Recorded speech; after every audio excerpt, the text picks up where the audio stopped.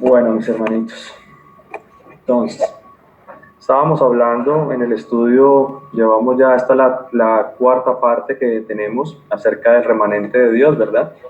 Si el Señor lo permite, vamos a tratar de concluir el día de hoy para que pues, finalmente podamos llegar a eso que hemos estado esperando, ¿cierto? A lo que significa el remanente de Dios.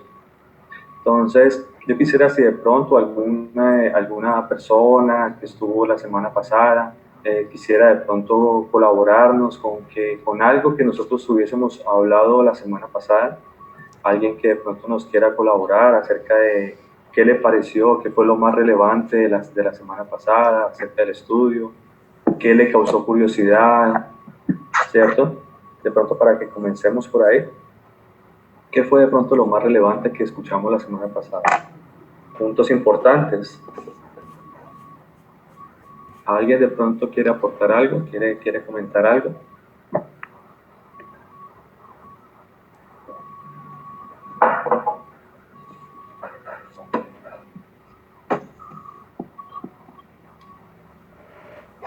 Mire, lo más importante que nosotros tengamos siempre en nuestro corazón, tratar de, de aportar, de participar, no les dé miedo, no les dé temor de pronto decir, mira, a mí me gustó esta parte, no me gustó esta parte, a mí me pareció importante esta otra, ¿cierto? De los puntos importantes que estuvimos hablando la semana pasada fue, recuerden, primero que todo, ¿por qué se dio el rompimiento del reino, cierto? Recuerden que la palabra de Dios nos dice que el Señor le dio una promesa, ¿cierto?, a Salomón, y le dijo que no fuera en pos de otras mujeres, y Salomón, pues por supuesto que allá fue de cabeza a inclinarse a otros dioses, a tomar mujeres de las cananeas, a tomar mujeres de las eteas, y de las amonitas, de las moabitas, y les hizo altares. De hecho se casó con la hija del faraón, y a la hija del faraón también le hizo una, ¿cómo se llama? Un altar también a esos dioses que ellos adoraban y todas esas cosas. Entonces, debido a todas esas cosas que sucedieron con Salomón, por supuesto que el Señor se enojó muchísimo, se enojó en gran manera, y entonces dijo, voy a romper el reino, pero no lo romperé por amor a David, no lo romperé de tu mano, lo romperé de la mano de tu hijo. Y vimos también la forma en cómo se rompió el reino, vimos también que todo eso lo hizo el Señor, ¿cierto? Que había un siervo que llamaba Jeroboam, y Jeroboam, por manos del Señor, le dio, mandó al profeta Ahías y le hizo la promesa de que le iba a dar unas tribus escogidas del Señor, le iba a dar 10 tribus, ¿cierto? Y es así como se parte el reino. Recuerde que en la casa del norte quedaron la casa de Efraín, la casa del norte, el reino de Israel, como lo quieran llamar, ¿cierto?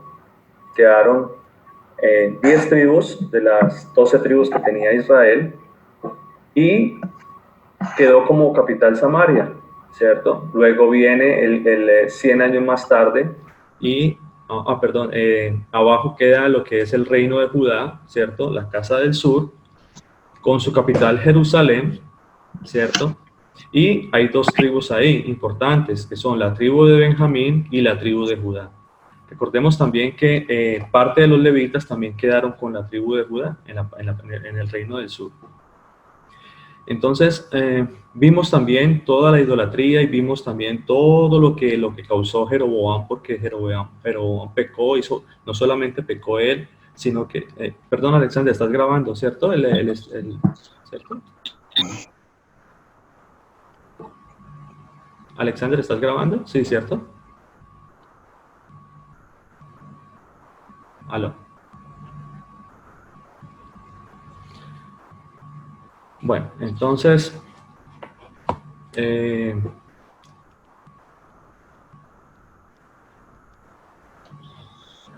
bueno, vimos que toda la idolatría, vimos que Jeroboam, pues a causa del temor que tenía de que de pronto, porque como habían algunos que no estaban de acuerdo con todo lo que él hizo, ¿cierto?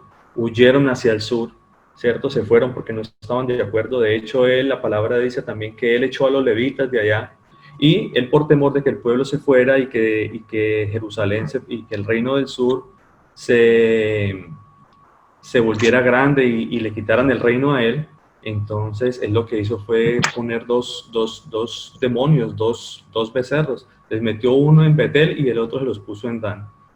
Entonces, a raíz de eso, el Señor se enfureció tremendamente con Jeroboam, con el pueblo de Israel, y vimos también cómo el Señor dijo que a raíz de lo que Jeroboam había hecho con el pueblo, por supuesto que no se iba a quedar sin castigo. Y más, aún el pueblo iba a ser castigado, pero más Jeroboam por haber llevado al pueblo a toda esa idolatría. Y dice el Señor en la palabra que iba a barrer la posteridad de Jeroboam como se barre el estiércol de la tierra. Eso lo vimos también la semana pasada. Entonces, vimos también lo que significa Efraín, ¿verdad? Efraín significa la plenitud de las naciones. Eso fue una profecía que había dado Jacob acerca de sus hijos, cuando le quita la primogenitura a Rubén y se la da a los hijos de José. Le quita la primogenitura a Rubén y se la da a los hijos de José, a Efraín y a Manasés. Entonces, ¿qué significa Efraín? Efraín significa naciones, significa pueblo gentil. Eso es lo que vamos a ver más adelantico, pueblo gentil. ¿Qué significa un gentil? ¿Qué es un gentil? Un gentil representa todo aquel que no es de la nación judía, todo aquel que no es de la nación judía, todo aquel que no es de la casa de Judá, en otras palabras, ¿cierto? Ese es un término que se inventaron los judíos para llamar a toda la que era la gente que estaba en el norte, porque como ellos pecaron tan tremendamente contra el Señor, entonces ellos decían que esos gentiles, esos que se habían mezclado entre las naciones, esa gente que estaba en el norte, que había sido desechado por el Señor, porque como ellos se apropiaron de la salvación, ¿cierto? Por decir que ellos como nunca perdieron su identidad, recuerden que hablamos también acerca de cómo Babilonia viene y toma el reino del sur y Asiria viene y toma el reino del norte. Pero por supuesto que el pueblo de Israel, ellos se perdieron entre las naciones, se asimilaron, tomaron las costumbres de los asirios y se fueron mezclando sus tradiciones y todo, a tal punto que ya no había diferencia entre un israelita y uno del pueblo de estas naciones que habían sido tomados en cautiverio. ¿Sí? O sea que el reino fue dividido en dos. Ajá. En una parte estaba el Israel y en la otra quedó Judá, ¿sí? Sí. Ajá. La parte que estaba en Israel, o sea, los que habían quedado en Israel, ellos fueron los que estuvieron con Jeroboam. Y ellos fueron los que hicieron, pues, abominación con el Señor y todo. Ajá. El reino del norte, la casa de Israel. El reino del norte, sí. Pero, o sea, entonces ellos son los que, porque ellos eran Israel, o sea, ellos tenían el nombre de Israel. Sí. Ahora, ¿por qué tienen el nombre de Israel? Recuerden lo que les he venido mencionando, ¿cierto? ¿Por qué ellos se llaman Israel? ¿Por qué toman el nombre de su padre? Recuerden lo que les estaba hablando ahorita. ¿Por qué ellos toman el nombre de su padre Israel? Porque es a esa Efraín, ¿cierto? Al que se le da la primogenitura y toma el nombre del padre. Recuerde que la primogenitura ha sido a través de la historia algo muy importante para las familias, sobre todo para los hijos. ¿Por qué? Porque el hijo primogénito es el que tiene, digamos, el derecho de llevar las riendas de la casa, de la familia, cuando el padre fallece, cuando el padre no está. Es por eso que el hijo mayor se habla siempre de una primogenitura, porque es el que tiene los derechos o tiene la potestad por parte del Señor, ¿cierto? De todas estas cosas, de acoger a su familia, de tener digamos, sustentar a su familia, guiar a su familia. Por eso es tan importante y toma el nombre de su padre. Ahora, ¿por qué Efraín? ¿Por qué no se llamaron de pronto, digamos, en este caso, ¿por qué no fue Rubén? Recuerden lo que les dije anteriormente, que la primogenitura pasó a los hijos de José, ¿cierto? No a Rubén, sino a los hijos de José. Se le quitó a Rubén por haber mancillado el lecho de su padre. Eso fue algo abominable que hizo Rubén, ¿cierto? Se acostó con Bila, una de las mujeres de su padre, Y eso lo vimos en Primera de Crónicas también, eso está en Primera de Crónicas 5. Vimos cómo se le quita la primogenitura a él. Es por esta razón que el pueblo del norte o la casa del norte toma el nombre del primogénito, que en este caso se le había dado la primogenitura a Efraín. ¿Ok? Más o menos eso es para que la gente, pronto para que entendamos un poquito por qué a ellos se les llamó el reino de Israel o por qué ellos toman el nombre de israelitas cuando se parte el reino. Bueno, entonces, ¿qué más estábamos hablando? Estábamos hablando... que los gentiles, ¿no? Lo que significa lo que es el pueblo gentil, ¿cierto? Que es un término que es muy usado por los judíos. De hecho, ellos fueron los que inventaron ese término gentiles, y se le da el nombre a todos los que no son, digamos, del pueblo judío, ¿cierto? Ellos decían que Israel, por haber pecado tanto contra el Señor, eran un pueblo que había sido desechado por Dios, eran un pueblo que era, en otras palabras, como ellos rendían culto a todos esos demonios y a toda esa idolatría que ellos tenían, decían que ellos eran un pueblo pagano. Por eso por eso se le pusieron a ellos gentiles. Miremos lo que dice la palabra de Dios. Vamos a Génesis 48. Si de pronto alguien tiene la versión Jubileo 2000, de pronto Monita está por ahí. Monis está por ahí, y Monita Sinter tiene esa versión. Sí, Manchita, regáleme un segundo, por favor. Bueno, es Génesis 48, 19. Porque ahí está muy claro, ahí nos da claramente el término de lo que significa, o de lo que iba a ser, o lo que iba a representar el término de Efraín. ¿Por qué se le dio el nombre de Efraín a él? Jubileo 2000.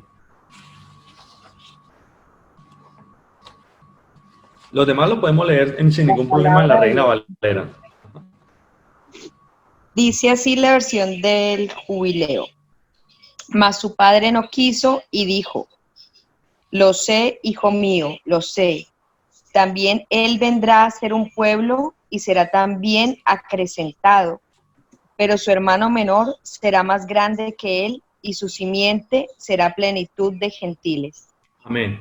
Entonces, eso para que nos deje bien claro a nosotros, con bases suficientes para que nosotros entendamos lo que significa Efraín.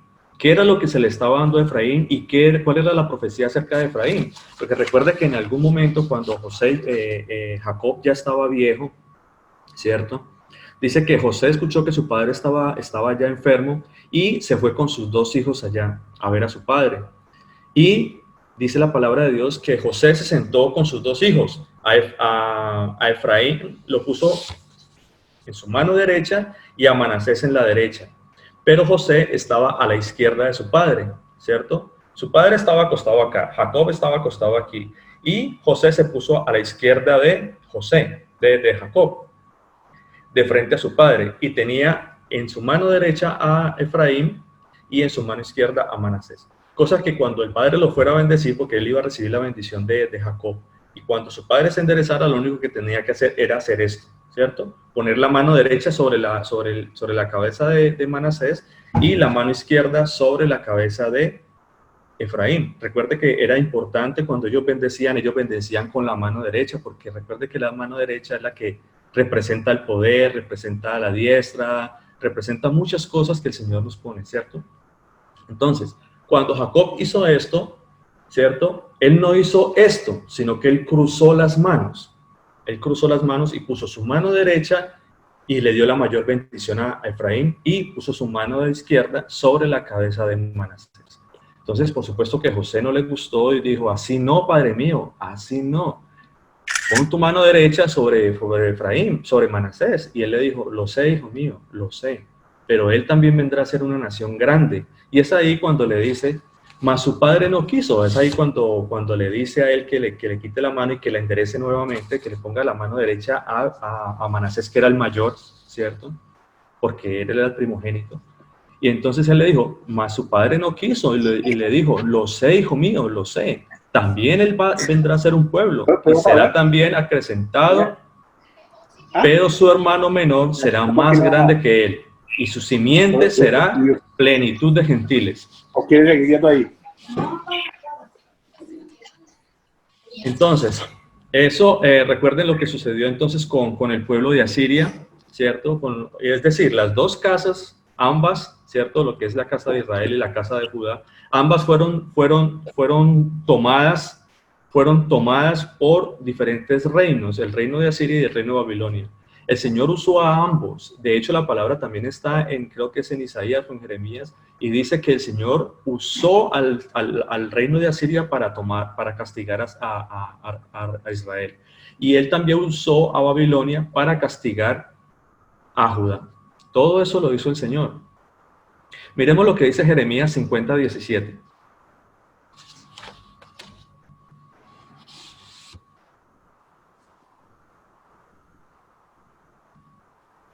Jeremías 50, capítulo 50, versículo 17.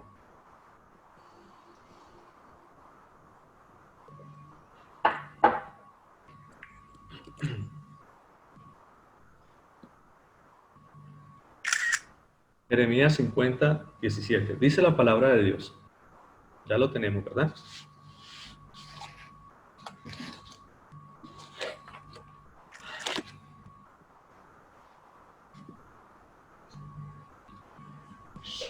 Dice la palabra de Dios, Jeremías 50:17, dice, rebaño descarriado, o escuchen y escuchemos claramente cuando el Señor está diciendo, porque allá es donde yo quiero llegar. Yo quiero llegar a ese punto donde dice rebaño, porque más adelante vamos a ver por qué el Señor llama rebaño, ¿cierto? Pero dice, rebaño descarriado es Israel. Leones lo dispersaron, el rey de Asiria lo devoró primero, Nabucodonosor, rey de Babilonia, lo deshuesó después. Eso sucedió, eso fue profecía del Señor y se lo dijo a Jeremías.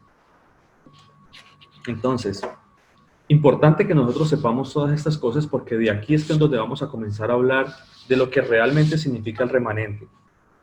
¿Por qué el Señor usó todas estas cosas para luego tomar un remanente del pueblo, del rebaño, de las ovejas, ¿cierto? Porque al pueblo como tal el Señor le decía rebaño, pero solo un remanente de esas ovejas, solo un remanente de ese rebaño era que iba a ser salvo, ¿cierto? Entonces, debido a toda esa idolatría que ellos tuvieron, leamos un momentico lo que dice Amós 9:9. Porque el Señor separó la casa de Efraín, ¿cierto? Separó a Efraín de la casa de Judá. Eso fue lo que sucedió en ese momento.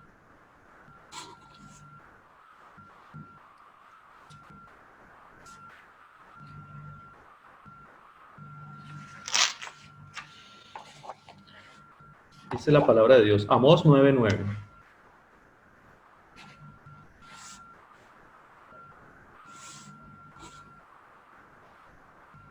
Porque quiero profundizar un poquito cuál fue la razón principal por la cual el Señor toma esa decisión tan estricta de desechar todo ese pueblo, ¿cierto? De tomar, de haberlos castigado, porque eso fue un castigo que ellos tuvieron allá cuando fueron llevados a Siria y todo eso. Vamos a profundizar un poquito a eso, que en esa fue que quedamos la semana pasada. Dice la palabra de Dios en Amós 9:9. Porque he aquí yo mandaré y haré que la casa de Israel sea zarandeada entre las naciones como se zarandea el grano en una criba, y no cae ni un granito en la arena. Esa era una profecía que el Señor había hecho con respecto a la casa de Israel, porque ellos tomaron dioses de fundición, porque ellos se empecinaron en la idolatría. Fue algo tremendo, algo abominable que ellos hicieron en contra de nuestro Señor. Vayamos más adelantico en Oseas 5, Oseas 5, 3, 7. Vamos a leer desde el 5 hasta el... Oseas 5, desde el 3 hasta el 7.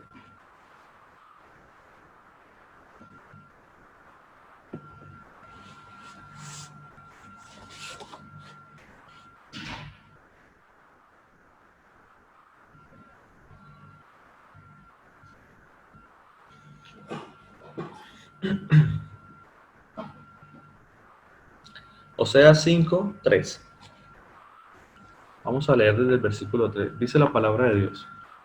Yo conozco a Efraín, e Israel no me es desconocido, porque ahora, oh Efraín, te has prostituido y se ha contaminado Israel. Aquí estamos hablando del mismo, Israel o la casa de Efraín, estamos hablando de lo mismo, ¿cierto? Estamos hablando y mire la palabra tan fuerte que el Señor dice, el Señor habla, porque cuando el Señor nos menciona a nosotros y nos muestra en la palabra de Dios, toda la idolatría que tuvieron ellos, el Señor hace una referencia fuerte de la idolatría con la prostitución, con la idolatría, con la fornicación, con el adulterio.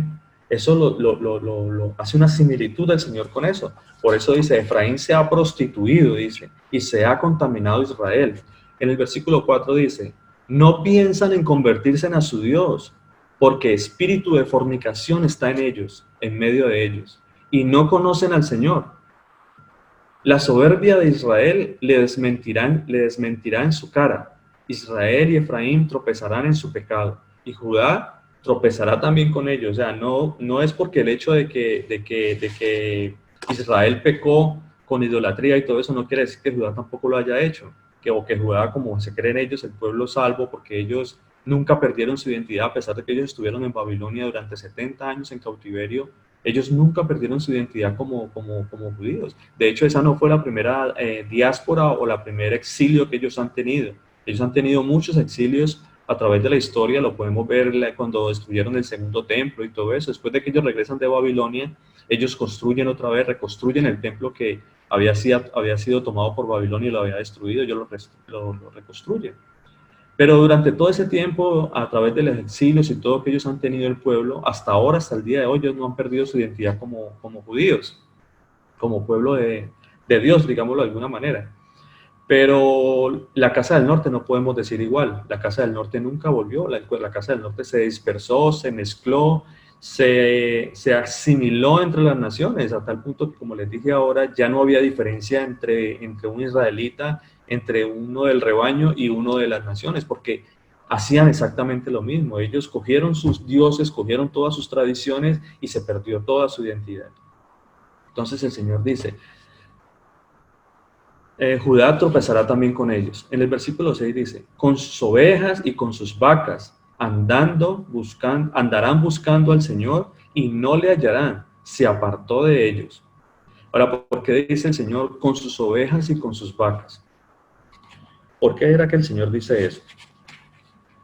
Porque con ovejas, recuerde lo que hacían ellos con las ovejas, ellos sacrificaban a sus dioses, ¿cierto? ¿Y cuáles eran las vacas? Las vacas eran los ídolos de ellos. Recuerde lo que hizo Jeroboam, que mandó a hacer unos dioses de fundición, de oro, becerros y de todo, y les puso uno allá y el otro acá, y entonces por eso ellos adoraban todo eso, adoraban las vacas, los toros, adoraban todos esos animales. Hasta el día de hoy esas cosas se ven. Usted puede ver tranquilamente ahí en la India cómo ellos adoran las vacas. Para ellos la vaca es un dios.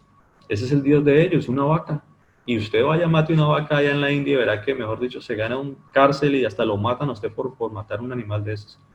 Pero toda esa idolatría viene de todos esos pueblos y de todas esas naciones que se juntaron con Israel en ese tiempo, porque ellos adoraban a todos esos animales y todo eso. Lo dice también en el Nuevo Testamento, la palabra de Dios también lo decía, el apóstol Pablo lo decía. Cambiaron la deidad de Dios por animal, ¿qué dice? La semejanza de Dios en un cuerpo de hombre corruptible, de animales, de reptiles, de cuadrúpedos y todas esas cosas. ¿Ve? Entonces, por eso el Señor les decía, con sus ovejas y con sus vacas andarán buscando al Señor y no le hallarán. Se apartó de ellos.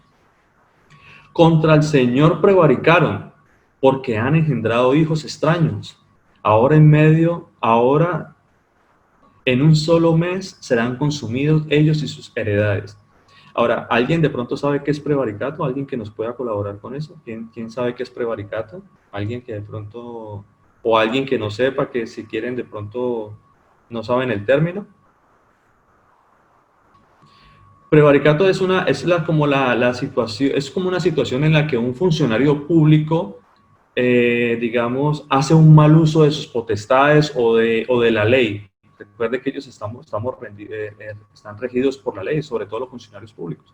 Pero cuando se hace un mal uso de eso, se incumple con la ley, ¿cierto? lesiona los derechos y todas esas cosas, eso se llama prevaricato. Ahora, en este caso, ¿quién fue el que hizo prevaricato? Prevaricato lo hizo Jeroboam,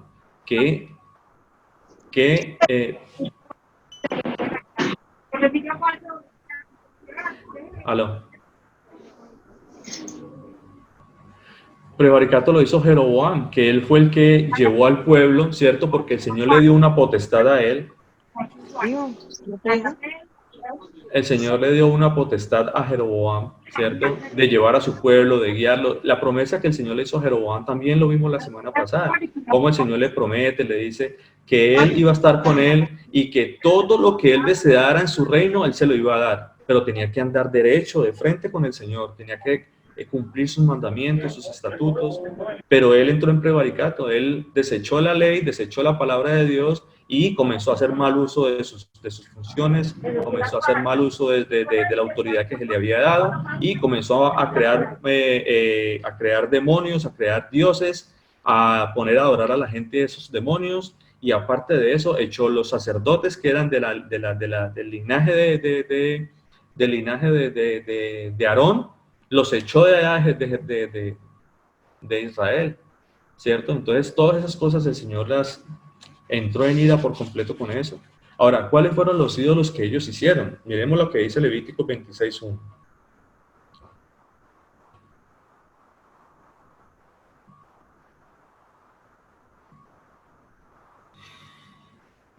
Levítico 26:1.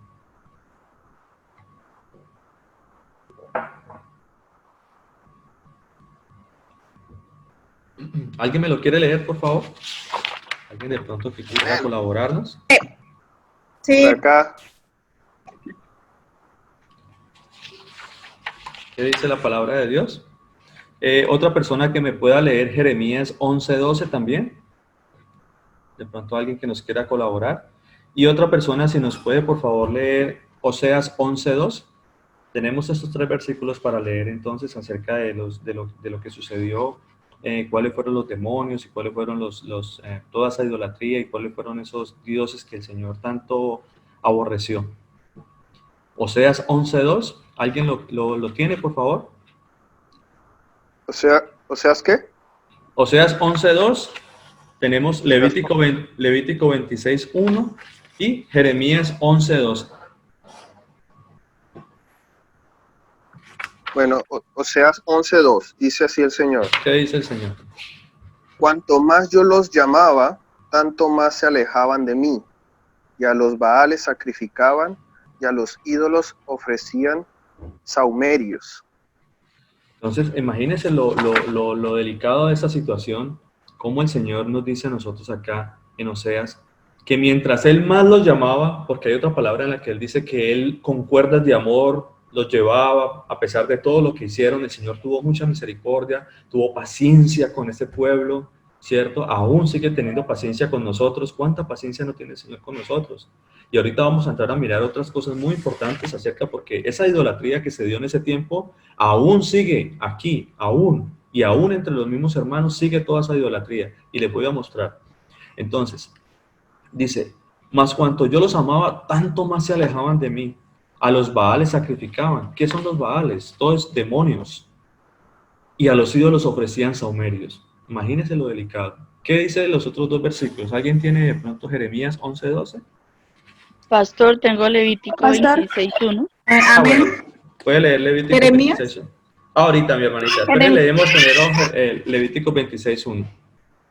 Dice, no haréis para vosotros ídolos, ni esculturas, ni os levantéis estatuas, ni pondréis en vuestra tierra piedra pintada para inclinarnos a ella, porque yo soy Jehová vuestro Dios.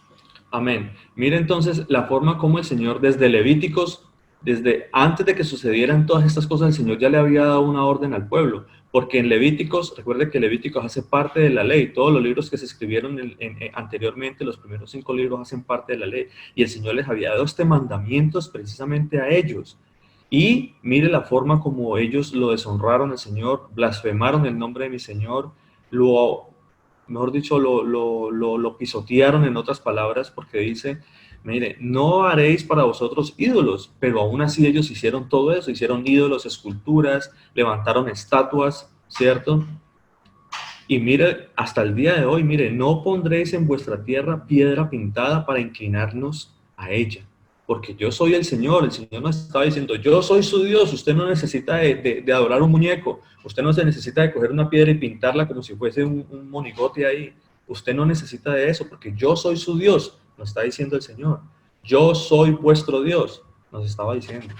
Ahora, ¿qué dice Jeremías 11:2? Amén. La palabra del Señor dice, e irán las ciudades de Judá y los moradores de Jerusalén, y clamarán a los dioses a quienes queman ellos incienso, los cuales no los podrán salvar en el tiempo de su mal. Entonces, mire la forma como el Señor nos está hablando a nosotros el día de hoy. Porque nada de esa idolatría, nada de esos demonios, nada de esos ídolos, nada de esos monigotes pintados, clavados, ahorita lo vamos a ver también. Nada de eso nos va a poder salvar el día del mal. Nada. Lo único que nos va a poder salvar a nosotros es creer en la palabra y seguir sus mandamientos, creer en nuestro Señor Jesucristo, creer que Él es nuestro único Dios verdadero, seguir sus mandamientos, seguir sus estatutos. De eso habla la palabra de Dios, ¿cierto? En ninguna de esas otras cosas nos va a poder salvar en el tiempo del mal. ¿Qué dice la palabra? Vamos a Jeremías 10.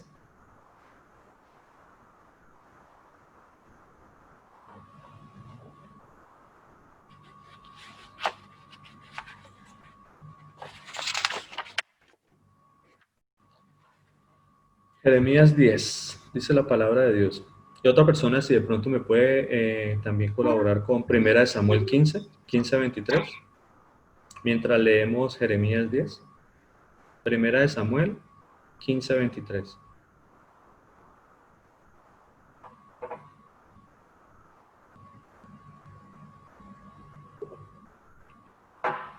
Vamos a leer Jeremías 10. Vamos a leer desde el 1, Jeremías 10:1.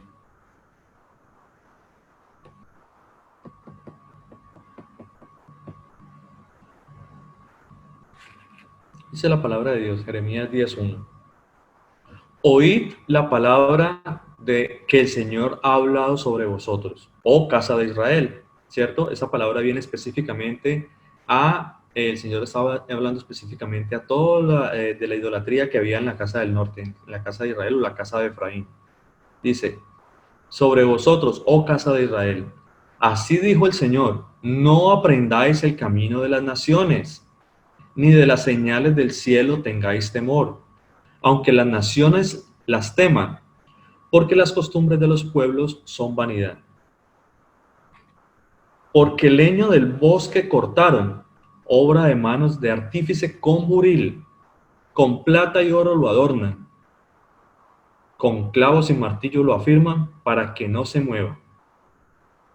Derechos están como palmera y no hablan, son llevados porque no quieren andar, porque no pueden andar. No tengáis temor de ellos, porque ni pueden hacer mal, ni para hacer bien tienen poder. Entonces, podemos ver toda la idolatría y todo lo que está sucediendo el día de hoy. Podemos ver específicamente hablando de la Iglesia Católica, ¿cierto? Ustedes pueden ver esos desfiles a través de la ciudad, de las calles y toda esa ceremonia que se celebra a raíz de un monigote de estos. Y la palabra de Dios nos estaba diciendo, desde allá nos está diciendo, no aprendas el camino de las naciones, porque toda esa idolatría viene de allá, de las naciones, de la forma como se mezclaron cómo se asimilaron en las naciones el pueblo de Israel, teniendo para ellos todas esas tradiciones y todos esos cultos a esos baales y todo eso, como nos lo estaba diciendo el Señor. Y el Señor está diciendo acá algo muy fuerte y nos lo está explicando claramente, ¿cierto? Porque las costumbres de los pueblos son vanidad, porque el leño del bosque cortaron, ¿cierto? Imagine, ahí están todos esos santos y todas las cosas que hay en las iglesias y la gente se arrodilla a ellos. Yo no sé si ustedes han visto, pero o incluso nosotros mismos en algún momento, yo también fui católico y cómo nos arrodillábamos nosotros a todas esas imágenes, ¿cierto? Y yo me acuerdo que en el caso específico mío, allá en Cali, en Buga, hay un monigote de estos que se llama Señor de los Milagros. Y yo me acuerdo que yo era muy devoto del Señor de los Milagros. Yo decía, el Señor de los Milagros por aquí, el Señor de los Milagros por allá. y ver cómo el Señor me saca a mí de todas esas cosas, me muestra la palabra, ¿cierto? Y yo era de los que iba allá y si yo no hacía fila para tocar ese muñeco, era como si hubiera perdido el viaje. Entonces, tremendo todas estas cosas, porque el Señor nos muestra aquí, nos muestra claramente que nosotros no debemos arrodillarnos ante esos monigotes. ¿Alguien quería decir algo? Sí, no los debemos llamar santos, porque ellos no son santos. Sí, amén, claro, por supuesto que sí. La misma palabra de Dios nos dice que son demonios, ¿cierto? Amén. La misma Tienen palabra nos dice. Tienen ojos pero no ven, tienen orejas y no oyen. Ujú. Hay muchos versículos que hablan acerca de esos monigotes y de esos muñecos y todo eso, como imágenes. Bueno, todas esas cosas son abominables ante los ojos del Señor. Y ya vimos en los otros versículos cómo el Señor le llama a ellos demonios. Dice, ustedes se inclinaron a esos demonios, le dijo el Señor. A todos esos baales también el Señor. Sacrificaban a esos baales, les decía el Señor. ¿Alguien más quiere decir algo? Ya tengo hermano, Buenos buenos días. días. Ya tengo la primera de Bueno, Samuel. la puede Victoria. leer, Victoria, por Gracias. favor. La palabra de nuestro Señor Jesús dice: la rebeldía es como un pecado de suspensión y la arrogancia como un crimen de idolatría por haber rechazado la palabra del Señor. Él te rechazará a ti como rey. Amén, amén. ¿Qué versión es esa, mi hermana? Yo tengo una que compré, una católica. Sí, porque está muy clara también. Mire lo que dice también en esta versión. Dice algo muy, muy parecido también. Dice, porque como pecado de adivinación es la rebelión, y como ídolos e idolatría la obstinación. En otras versiones dice que la obstinación es desobediencia. ¿Cierto? Por cuanto desechaste la palabra del Señor, Él también te ha desechado para que no seas rey.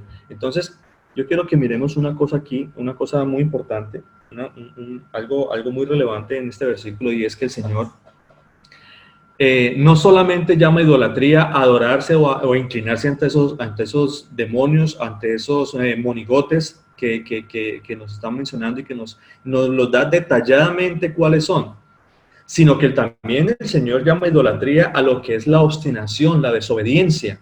Todo aquel que está desobedeciendo la palabra de Dios, aquel que no está siguiendo los mandamientos del Señor, aquel que no está de acuerdo conforme a la palabra de Dios, el Señor le está diciendo que este también es idólatra, ¿cierto? Entonces, la rebelión en contra de las cosas del Señor, muchas veces nosotros con nuestras actitudes y con nuestra forma de ser, a veces somos rebeldes ante el Señor.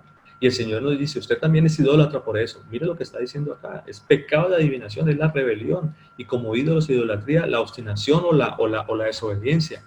Entonces, podemos ver que no solamente, incluso hasta el día de hoy, en las iglesias cristianas, que te dicen llamar cristianas, y aún sigue mucha idolatría.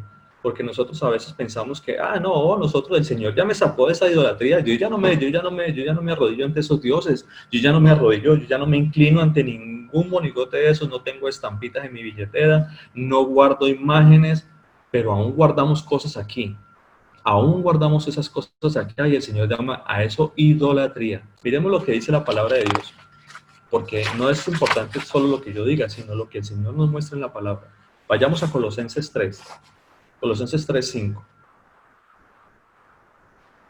Muchas cosas pasan en nuestra vida que nosotros no le prestamos importancia a eso y nosotros simplemente dejamos que la vida transcurra y muchas cosas pasan en nosotros.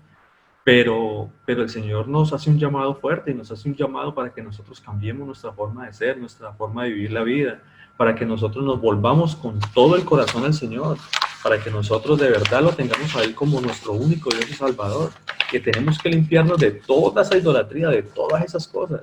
Pero como les digo, idolatría no solamente es arrodillarse ante dioses, esos falsos dioses y esos demonios.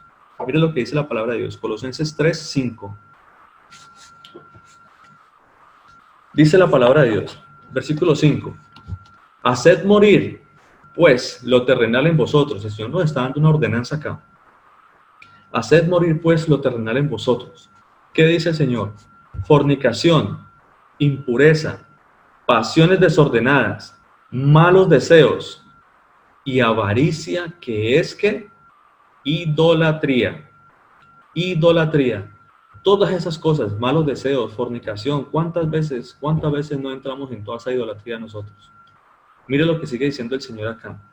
Cosas por las cuales la ira de Dios viene sobre los hijos de la desobediencia. Lo vimos ahorita en Samuel, ¿cierto? Los hijos de la desobediencia, en los cuales vosotros también anduvisteis en otro tiempo, cuando vivíais en ellas. Dice el Señor, el versículo 8, pero ahora dejad también vosotros todas estas cosas. ¿Qué dice el Señor? Ira, enojo, malicia, blasfemia, palabras deshonestas de vuestra boca. Dice, no mentáis los unos a los otros. Tremenda esa palabra porque cuando nosotros hablamos de idolatría, nosotros a veces pensamos que no, es que idolatría solamente es arrodillarse a esos dioses o no tener imágenes. Pero resulta que el Señor nos está mostrando una cosa totalmente diferente. La palabra de Dios es clara cuando dice, nosotros somos templo del Espíritu Santo. Y cuando la palabra de Dios dice que nosotros somos templo del Espíritu Santo y tenemos todas esas cosas, quiere decir que nosotros tenemos todas esas cosas también adentro. Tenemos también toda esa idolatría adentro. Estamos idolatrando, estamos blasfemando el nombre de nuestro Señor con todas estas cosas. La palabra es clara, dice, quitémonos de nosotros la ira y el enojo. Eso es idolatría. Cuando nosotros nos enojamos o cuando nosotros no caemos en cuenta estas cosas y nos llenamos de ira y de todas esas cosas, entramos en idolatría. Todo lo que es malicia, todo lo que es blasfemia, palabras deshonestas de vuestra boca. ¿Cuántas veces no vemos gente susurrando al oído de los otros y lanzando juicio en contra de otras personas? Eso es idolatría, mis hermanos. Eso es idolatría y el Señor lo castiga fuertemente. Y lo curioso de todo es, en el versículo 9 dice, no mintáis los unos a los otros. Ahora, ¿por qué será que el Señor hace claridad con que no mintáis los unos a los otros? No dice, no me mientas a mí, o no mintáis. El Señor está diciendo, no mientan los unos a los otros, porque solo entre nosotros nos podemos mentir. Nosotros al Señor no lo podemos engañar. La palabra de Dios es clara cuando dice, Dios no puede, no os engañéis, Dios no puede ser burlado. Por supuesto que no. Pero Él dice, no mintáis los unos a los otros. O sea, eso es algo que sucede entre nosotros, ¿verdad? Y el Señor nos dice, habiéndonos despojado del viejo hombre con sus hechos, no mintáis. Muchas cosas suceden en nuestra vida, en las iglesias cristianas, en nuestra vida, incluso en nuestras propias familias.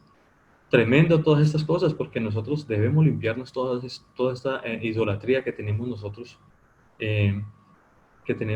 y que debemos, por supuesto, limpiarnos para tener una vida nueva con el Señor Jesús. Entonces, debido a todas estas cosas y todo eso fue que el Señor desechó el pueblo. Recuerde que estuvimos ahí también hablando un poquito por qué el Señor, en qué momento el Señor desecha todo el pueblo de Israel, ¿cierto? Y no solamente Israel, también la casa de Judá. Veamos lo que dice Jeremías 3, 8, 10. Vayamos al libro de Jeremías.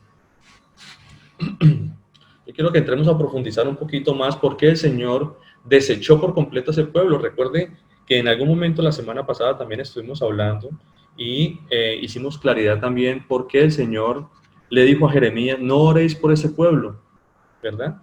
Pero resulta que en este tiempo el Señor nos dice, ora por tus enemigos, ¿cierto? Entonces, ¿por qué si en algún tiempo el Señor nos dijo, hace un tiempo nos dijo, no oréis por ese pueblo, ¿cierto? Pero ahorita viene el Señor y nos dice, ¿cuánta misericordia hay por orar por una persona, por un conocido, por un amigo, por una familiar? Pero hay mucha más bendición, hay mucha más mérito orar por nuestros enemigos, ¿cierto? Aquel que te da en la cara, pues ponerle la otra, dice el Señor. ¿Cuánto mérito hay en eso? En orar por nuestros propios enemigos, ¿cierto? Y vimos por qué entonces cronológicamente dimos la respuesta a esa pregunta también, porque el Señor en algún momento les dice, no ores por este pueblo, que ese pueblo es desechado, ¿cierto? Fue porque el Señor ya les había dado carta de divorcio, ya el Señor desechó por completo ese pueblo a causa de la idolatría. Pero ahora que viene el Señor Jesús, Él nos enseña otra cosa diferente. ¿Por qué? Porque ya cuando después Él viene y nosotros somos hijos de nuestro Señor Jesús, cuando nosotros creemos, cuando el Señor nos ha dado la potestad de creer en Él, ¿cierto? Nos ha dado la potestad de creer y ser hechos hijos de Dios, ya eso es otra cosa, porque ya el Señor vuelve y nos toma. Entonces, miremos lo que sucedió acá. Les dije Jeremías 3:8. Ajá. Dice, ella vio que por haber fornicado la rebelde Israel, yo la había despedido y dado carta de repudio. Pero no tuvo temor la rebelde Judá, su hermana, ¿sí? Es decir, ni siquiera, a pesar de lo que el Señor había dicho con Israel, la Judá tampoco tuvo temor, sino que también ella fornicó, fue ella y fornicó. En el versículo 9, y sucedió que por juzgar ella cosa liviana su fornicación, o sea, por querer pretender de que eso no es nada, eso no sucedió ahí, eso no, como que eso lo pasaron como por alto esa situación. Dice, la tierra fue contaminada y adulteró con la piedra y con el leño. Ellos también entraron en fornicación, entraron en adulterio, entraron en prostitución, idolatrando otras, esos leños y todas esas cosas, como dice la palabra. Con todo esto su hermana... ¿Sí? ¿Dime? Su merced puede explicarle de pronto a las personas nuevas de qué se trata la fornicación espiritual para que no nos confundamos con la fornicación carnal. Sí, eso fue lo que hablamos ahorita hace un momento. Recuerden que les dije cómo el Señor hace una comparación, ¿cierto?, de la idolatría con la fornicación. ¿Por qué? Porque resulta que nosotros tenemos un pacto matrimonial, y eso es más o menos lo que les voy a explicar ahorita. Nosotros, cuando el Señor hizo el pacto con nosotros, es un pacto matrimonial. Nosotros nos unimos con el Señor. Fue esa gran bendición que el Señor nos dio de ser hechos hijos de Él, ¿cierto? Pero cuando nosotros entramos en idolatría, siendo Él nuestro esposo, ¿cierto? Siendo Él esposo de nosotros, y al nosotros ir a fornicar, ir a adorar otros dioses, el Señor lo llama a eso fornicación, ¿cierto? Lo llama a Él adulterio. Todas esas cosas el Señor las hace esa similitud entre la fornicación y el adulterio. Porque ese es el adulterio espiritual. Nosotros, de hecho, bueno, no les voy a decir eso porque tenía algo pensado, pero no tengo confirmación acerca de eso. No tengo confirmación acerca de eso y no podría asegurar ciertamente porque o sea, no lo estudié muy bien. Pero creo que en algún tiempo toda esa fornicación, también se le llama fornicación, es porque cuando ellos hacían los sacrificios a esos dioses, ellos hacían actos sexuales también con eso. Entonces, por eso creo que se le llama también. Pero, como les digo, no estoy seguro, hasta que yo no estudie bien esa parte y no la tenga bien clara, entonces no entraría de pronto a confirmarles eso. Pero en este caso, la fornicación y todo eso espiritual es debido a eso, porque nosotros somos un solo cuerpo con el Señor. Es lo mismo que sucede con el matrimonio de nosotros. Por eso es tan simbólico para nosotros y tan importante para nosotros el matrimonio. Cuando nosotros nos unimos a una mujer y una mujer a un hombre, el Señor dice, una sola carne son. Pero cuando nosotros entramos a mirar otra mujer, cuando nosotros nos llegamos sexualmente a otra mujer, cuando nosotros entramos a engañar, o la mujer también es lo mismo, eso se llama adulterio, ¿verdad? Eso se llama fornicación, eso se llama, en otras palabras, el Señor lo está comparando. Mire cómo el Señor compara todas estas cosas con la fornicación y la idolatría. Amén. Si de pronto sí quedó claro, ¿sí? Bueno, entonces sigamos acá. En el versículo 9 dice, y sucedió que por juzgar ella cosa liviana su fornicación, ¿cierto? La tierra fue contaminada y adulteró con la piedra de leño. Con todo esto su hermana, la rebelde Judá, no se volvió a mí de todo corazón, sino fingidamente, dice el Señor. Ahora, veamos más profundamente lo que sucedía aquí con este pacto matrimonial. Vayamos a Jeremías también, ahí mismo desde el versículo 1, más atrasito. Jeremías 3, perdón, capítulo 1, versículo 1. Jeremías 3, versículo 1. Miremos qué dice la parte legal acerca del matrimonio. ¿Y por qué el Señor llamaba idolatría a esto? Fornicación. Dice la palabra de Dios, desde el versículo 1 dicen, si alguno dejare a su mujer y yéndose esta de él, se juntare a otro hombre, ¿volverá a ella más? ¿No será tal la tierra del todo mancillada? Tú pues has fornicado con muchos amigos, en otras versiones dice con muchos amantes. Es algo claro que está ahí. Dice, tú has fornicado con muchos amantes, mas vuélvete a mí, dice el Señor. Alza tus ojos a las alturas y ve que en qué lugar no te hayas prostituido. Mire la forma como el Señor está llamando a esta idolatría, ¿cierto? Cuando ellos estaban haciendo todas esas cosas, a esos baales y todo, el Señor les llamó a ellos prostituta. Les llamó de una manera que se estaban prostituyendo ellos en pos de esos otros dioses. ¿Por qué? Porque nosotros teníamos un pacto con el Señor. Entonces, el versículo... estamos en el 2. Dice, junto a los caminos te sentabas con ellos como árabe en el desierto, y con tus fornicaciones y con tu maldad has contaminado la tierra. Por esta causa las aguas han sido detenidas y faltó la lluvia tardía y has tenido frente de ramera, dice el Señor, y no quisiste tener vergüenza, porque es que tremendo de todo, lo más tremendo de todo, ni siquiera haya sido que ellos hayan pecado, ¿cierto? O que nosotros en algún momento pequemos contra el Señor. Lo más tremendo de todo es que nosotros no tengamos vergüenza de eso. Es decir, en otras palabras, que nosotros no haya un arrepentimiento de lo que nosotros estemos haciendo. Por favor, miren, si hay algo que el Señor aborrece, no es ni siquiera que nosotros pequemos, sino que no haya un arrepentimiento. Ninguno es perfecto. Todos podemos caer en algún momento en algún error, en algún acto de idolatría, en algún pecado, de alguna manera. Pero qué tremendo para nosotros que no sintamos vergüenza ante el Señor con eso, ¿cierto? Y el Señor nos está reprendiendo aquí, nos dice, y no quisiste tener vergüenza. No hubo arrepentimiento en este pueblo, no hubo ni el más mínimo arrepentimiento, no hubo vergüenza de parte de ellos, ¿verdad? Ahora, ¿qué dice la ley acerca de tomar por mujer? Vayamos a Deuteronomio 24:1.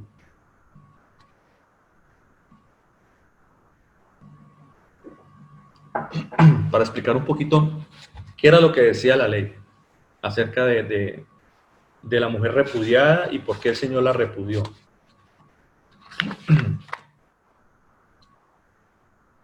Deuteronomio 24, vamos a leer desde el 1.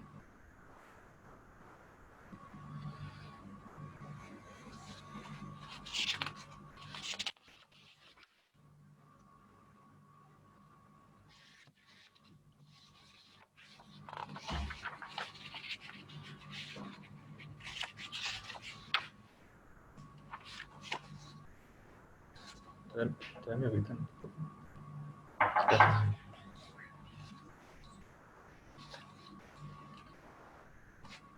Jeremías, perdón, vamos en Deuteronomio 24:1.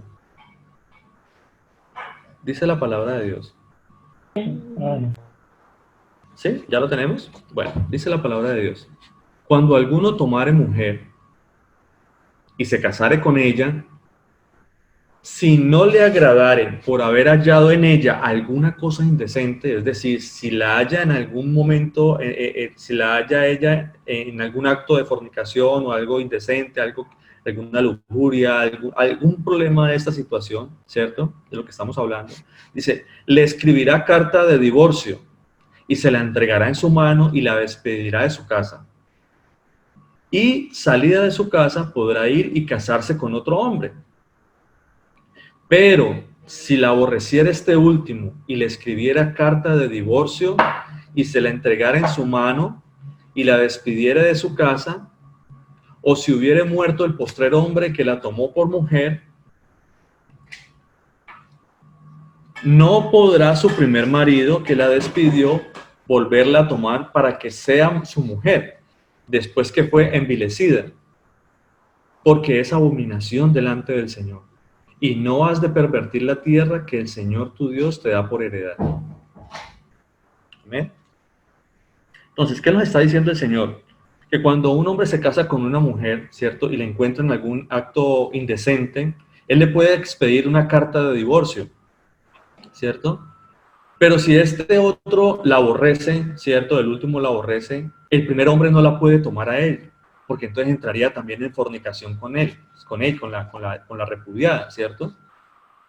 Eso está claro para nosotros. No la podía tomar, ¿cierto? Ahora, ¿cuál era la única manera en que esa mujer podía volverse a casar? Era que el primer esposo muriera, ¿cierto?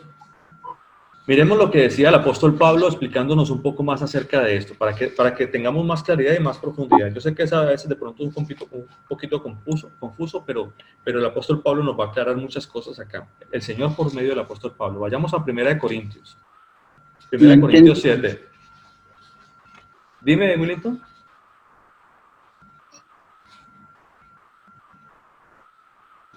¿Querías decir algo? Ay, se me fue. Bueno, 1 Corintios 7. ¿Sí? Dime. No, le quería preguntar 1 Corintios 7. Ajá, sí, 1 Corintios 7. Gracias, hermano. 7, vamos a leer el 39. 1 Corintios 7, 39.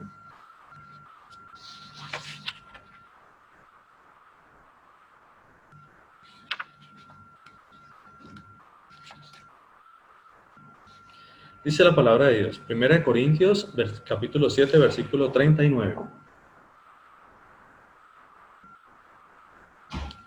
Dice la palabra de Dios. La mujer casada está ligada por la ley, ¿cierto? Está ligada por la ley que el Señor puso en un principio, que ella no puede volverse a casar mientras haya sido repudiada, ¿cierto? Dice la palabra de Dios. Mientras su marido vive, pero si su marido muere, libre es para casarse con quien quiera, con tal que sea en el Señor. O sea, hay una condición ahí. Si el primer marido muere, entonces ella es libre de casarse como ella quiera. Ahora vayamos a Romanos. Romanos 7. ¿Qué pasa?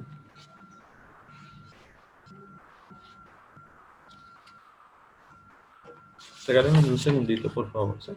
Un segundo.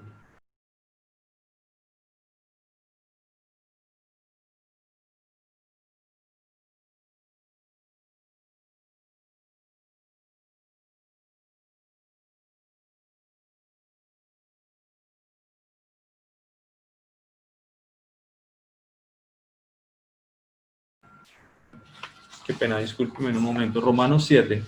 ¿Ya lo tenemos? Romanos 7. Amén. Bueno, dice la palabra de Dios en Romanos 7:1. Decía el Señor Jesús por medio del apóstol Pablo, él nos aclara mucho acerca de lo que significaba esta ley. Dice, ¿acaso ignoráis, hermanos? Dice, entre comillas, entre paréntesis, dice aquí algo. Dice, pues hablo con los que conocen la ley, es decir, con los que ya hemos oído acerca de lo que decía Deuteronomio, ¿cierto? Dice, hablo con los que conocen la ley. Que la ley se enseñorea del hombre entre tanto que éste vive. Es decir, que mientras el hombre está vivo, la ley está vigente, ¿verdad?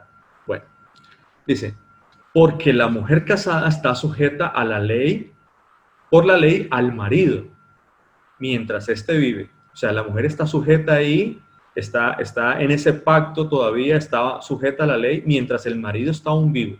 Dice, pero si el marido muere, ella queda libre de la ley del marido. Es lo que nos estaba explicando Corintios.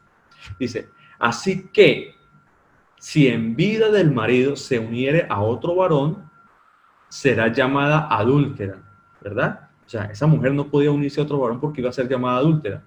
Pero si su marido muere, es libre de esa ley.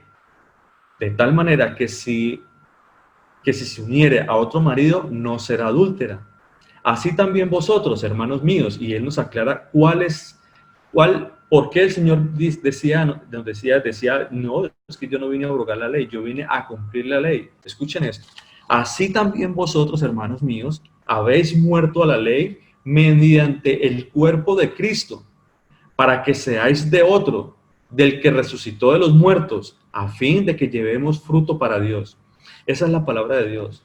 ¿Cuál era el plan de salvación? El plan de salvación era que el esposo iba a venir a morir por su amada. Es así de sencillo. Ahora, porque como él mismo lo echó, él mismo instituyó la ley, él no podía abrogar la ley, él tenía que cumplir la ley. Por eso el Señor vino a morir por nosotros. Él mismo vino, siendo el mismo esposo, él fue ese esposo abnegado que vino a sacrificarse por su amada, por sus hijos, en otras palabras, ¿cierto? Por eso nosotros tenemos que ser unidos en cuerpo con el Señor Jesús, porque no hay camino, no hay otro camino. El Señor dice, yo soy el camino, yo soy la verdad y yo soy la vida, decía el Señor, o dice el Señor Jesús, ¿cierto? No hay otro camino en el cual nosotros podamos llegar a la salvación si no es por el cuerpo de Cristo. Por ese cuerpo mancillado, ese cuerpo muerto, el Señor vino, murió por nosotros, dejó su sangre como testimonio de que ese pacto, Él vino y cumplió el pacto que murió por nosotros. Por eso cuando Él estaba en la cruz y estaba ya unos segundos antes de morir, Él dijo, miró hacia el cielo y dijo, consumado está. Todo estaba ahí consumado. El Señor vino y murió por nosotros, para que nosotros pudiésemos casarnos nuevamente, ¿sí? Para que nosotros nos desligáramos de la ley y podernos casar con Él nuevamente, ¿cierto? Por eso se dio testimonio de que Él murió y también se dio testimonio de que Él resucitó, porque al Él resucitar, Él podía tomar legalmente a esa esposa, a esa amada, ¿cierto? Que Él tenía desde el principio, porque es algo que nosotros tenemos que analizar también, porque el Señor muy claramente nos dice, ¿cierto? Que ellos a sus hijos, Él los tenía desde antes de la fundación del mundo, ¿cierto? Hay un rebaño, hay un pueblo, Él escogió un pueblo, pero de ese pueblo Él tenía unos hijos. Y esos hijos ya Él los escogió desde antes de la fundación del mundo. Eso dice Efesios. Ahorita lo vamos a analizar un poquito mejor. Mira lo que decía la palabra de Dios, Juan 8:31. Vayamos a Juan 8:31 un momento.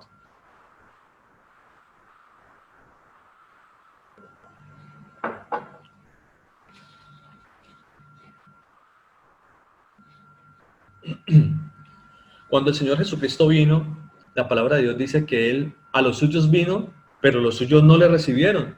Ahora, ¿cuáles eran los suyos? ¿Cuáles eran sus propios hermanos, su linaje en la carne, si no eran los mismos judíos, ¿cierto?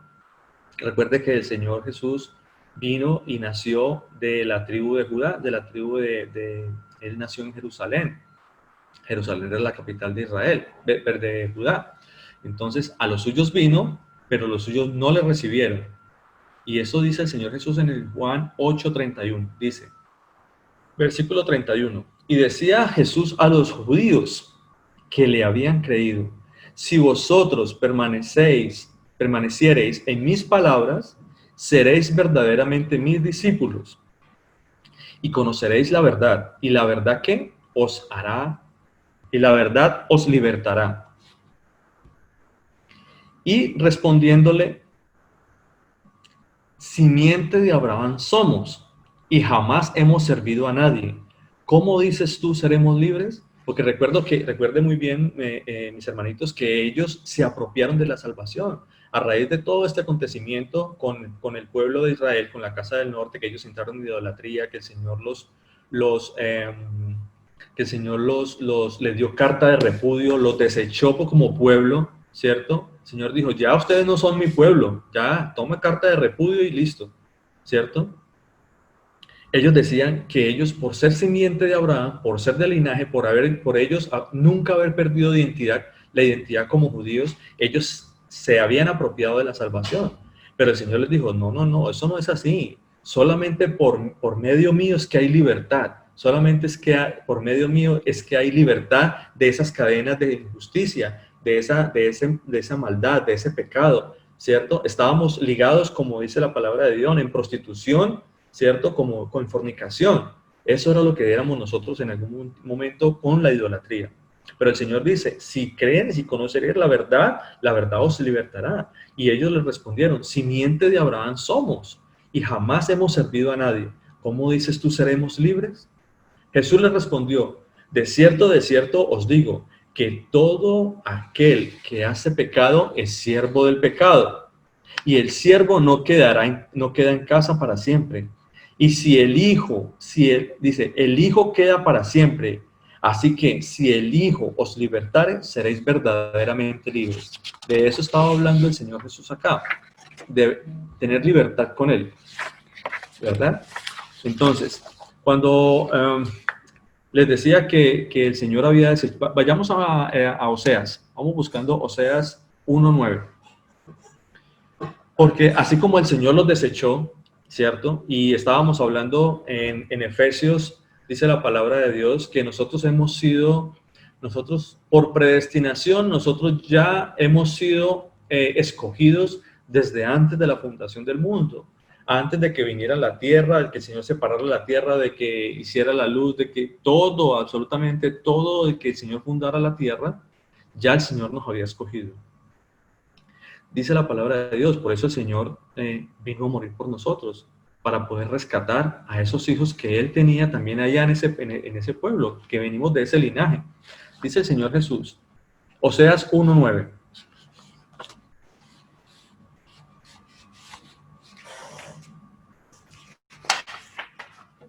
¿Ya lo tienen?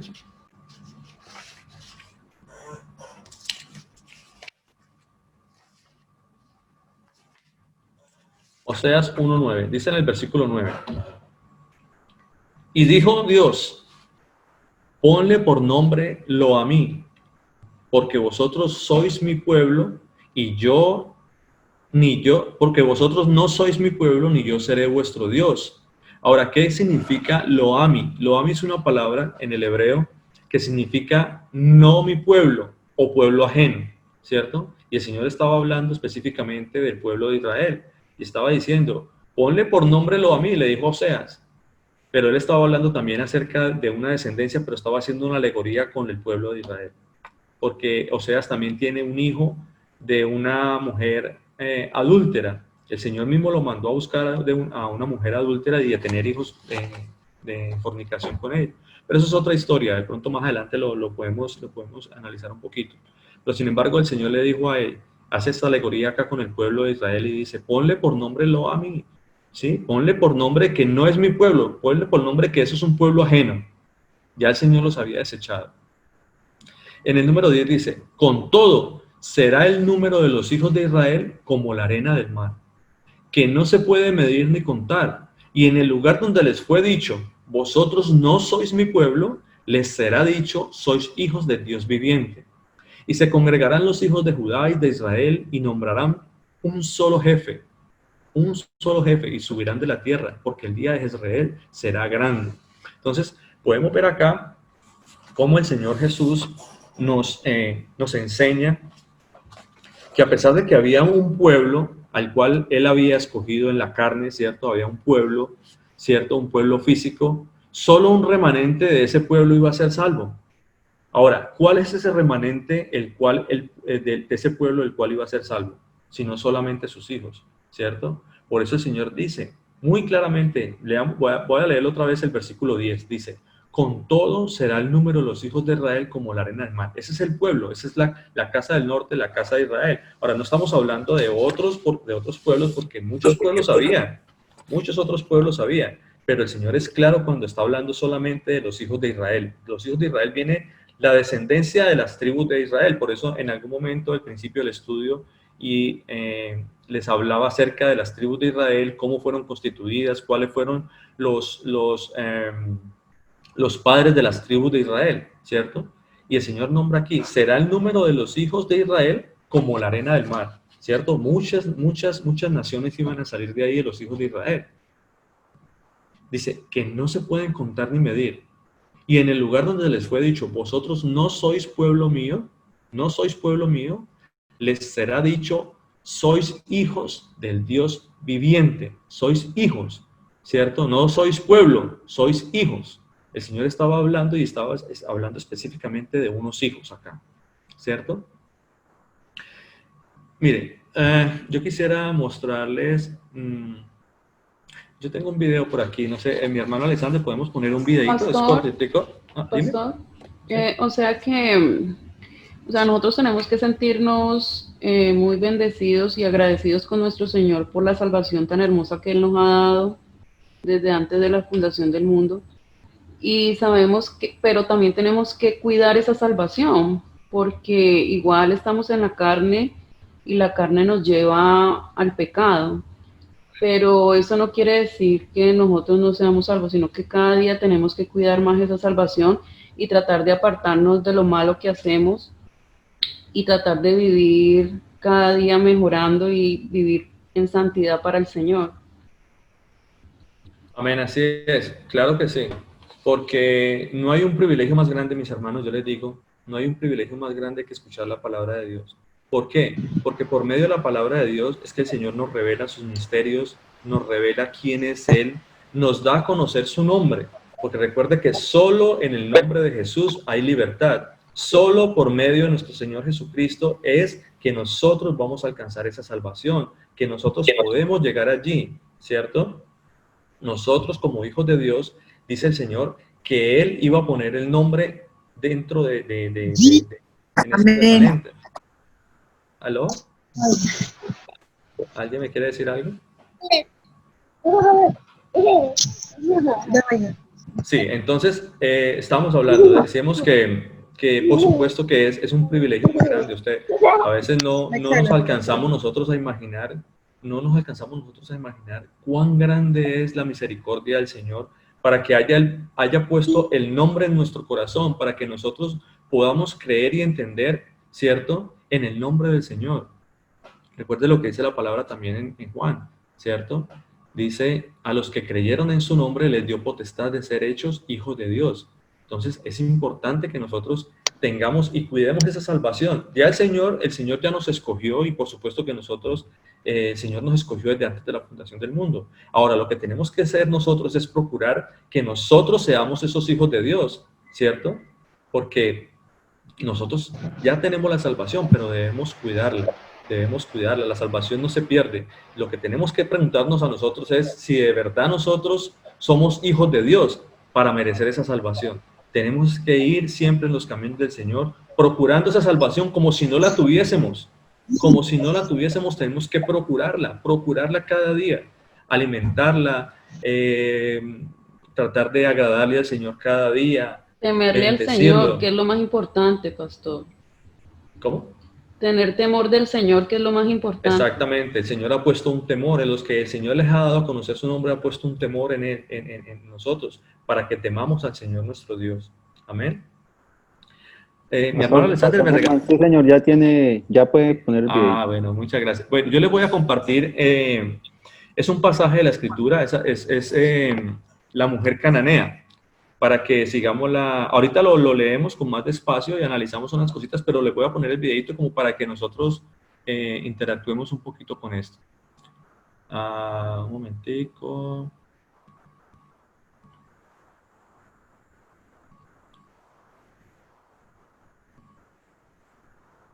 ¿Ya lo estaban viendo? Mis hermanitos, ¿ustedes están viendo el video? ¿Están viendo la pantalla? Sí, la pantalla ya la estamos viendo. Bueno, entonces les voy a poner el video.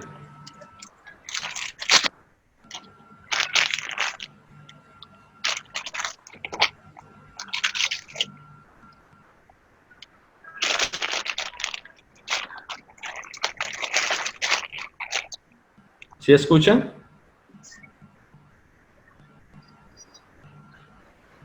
No se escucha. No se escucha, hermano. No se escucha, pastor. Sí, no se escucha, pastor, no se escucha. No se escucha. No tiene audio. ¿No?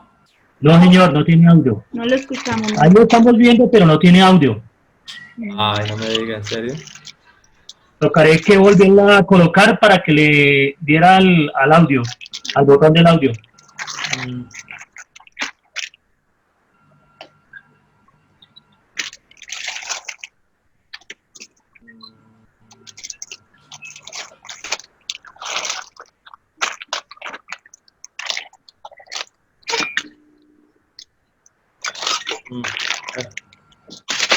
Se me cerró acá. What happened?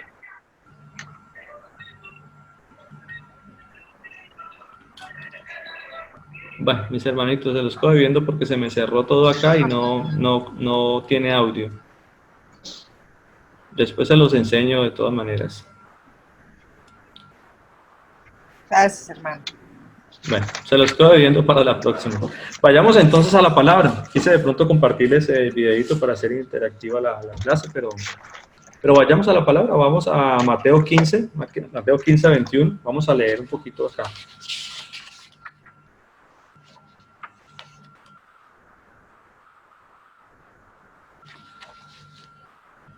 Germancito, es que Sí. la verdad no, yo los videos, cuando uno transmite video por este programa, pues o transmite solo el audio y al transmitir el video sale a pedacitos. Ok, vale. No, tranquilo. Si es un audio, no, sí. o una foto, se puede transmitir sin problema. Sí. Bueno, no, tranquilo. De todas maneras tenemos la palabra de Dios. Vamos a leerlo entonces señor. en la palabra, ¿vale? Bueno, Mateo 15, 21.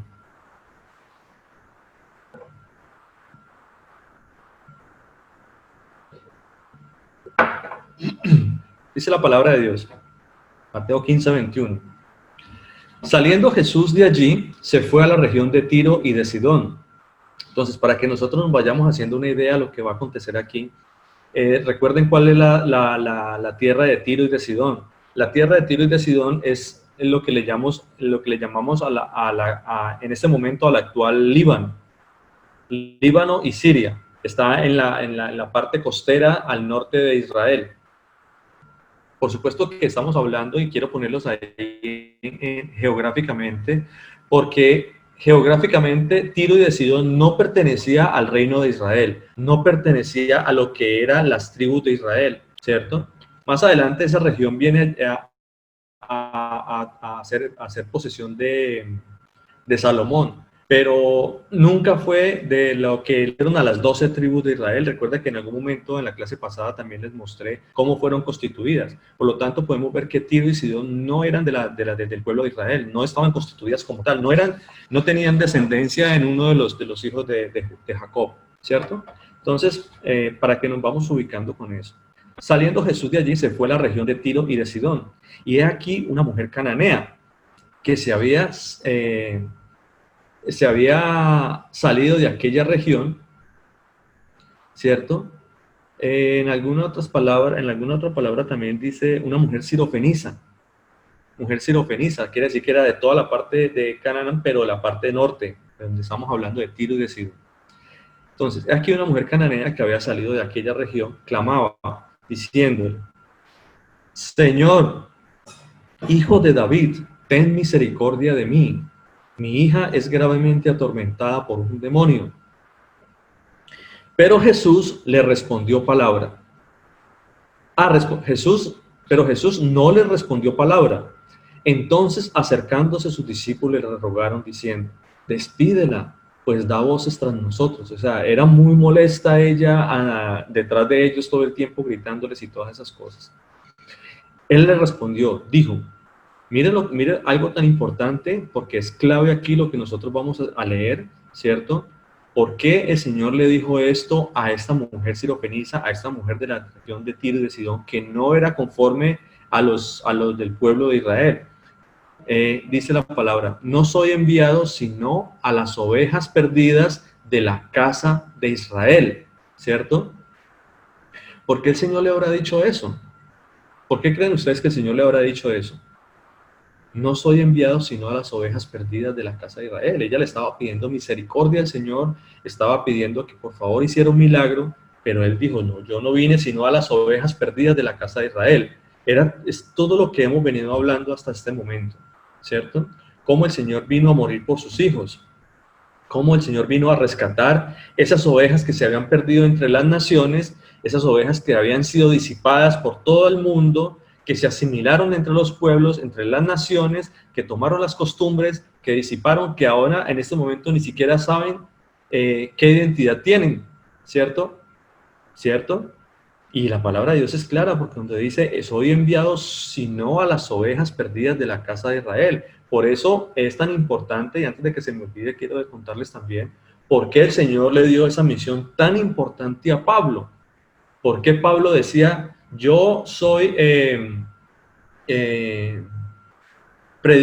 Señor le dio un ministerio a Pablo, y el Pablo decía que él iba, por medio de ese ministerio, él iba a predicar a los gentiles? ¿Cuáles eran los gentiles? Ya explicamos cuáles eran los gentiles, los que se mezclaron entre las naciones, todo lo que es lo que representa, ¿cierto? Lo que no es del pueblo judío, todos esos son gentiles, es decir, nosotros, ¿cierto? Ahora, ¿por medio de qué era que el Señor los iba a llamar? ¿Por medio de qué era que el Señor nosotros íbamos a escuchar ese llamado del Señor? Porque el Señor no iba a estar aquí todo el tiempo, pero el Señor nos iba a dejar por fe, nos iba a dejar su palabra, nos iba a dejar su testimonio. Pablo sabía cuál era ese misterio, cuál era el misterio de por qué el Señor mismo había venido a morir por nosotros, Y el Señor se lo dejó claramente a él y le dio ese ministerio, para que ese ministerio fuera predicado entre las naciones, ¿cierto? Y entre las naciones, los hijos que escucharan, ¿cierto? Como decía la hermana Licea ahora, qué bendición tan grande que nosotros podamos tener esa salvación, porque nosotros ya sabemos cuál es el nombre de Dios, sabemos a qué vino el Señor Jesús acá, si no fue a rescatarnos a nosotros. Entonces, por eso el Señor dijo, yo no soy enviado sino a las ovejas perdidas de la casa de Israel, a esas ovejas que Él en algún momento les dio carta de divorcio y las dispersó por todas las naciones. Esas son las ovejas perdidas de la casa de Israel. Entonces, versículo 25 dice, entonces ella vino y se postró ante él, diciendo, Señor, socórreme.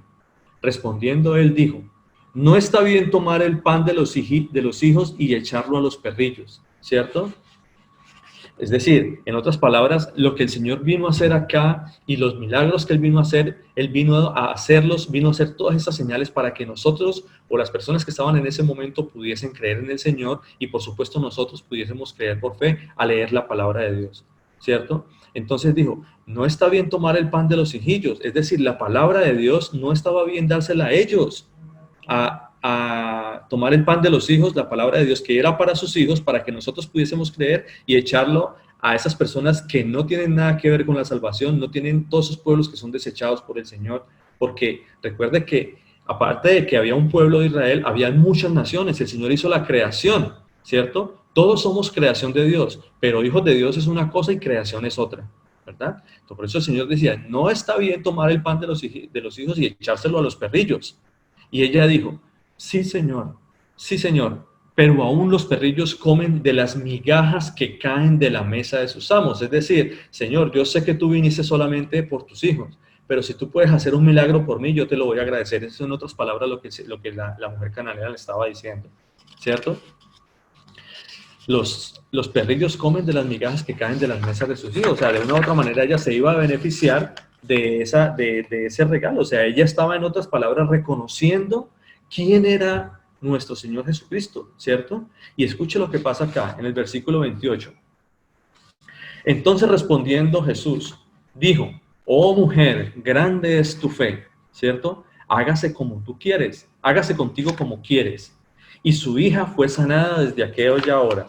Pero a pesar de que el Señor le hizo el milagro a ella, ¿cierto? Le dio esa sanidad, también podemos tener presente una cosa, que le dio sanidad, pero no salvación, porque una cosa es sanidad y otra cosa es salvación. Recuerde que en otros capítulos, en otras escrituras, en otras citas bíblicas, el Señor nos ha dejado muchos ejemplos de personas que han sido de Samaria, han sido de Israel, han sido de Judá, han sido de esta región y han venido acá, como el ciego que pidió misericordia al Señor, le dijo, vete, tu fe te ha salvado. A la mujer adúltera también le dijo, tenía 7 pecados.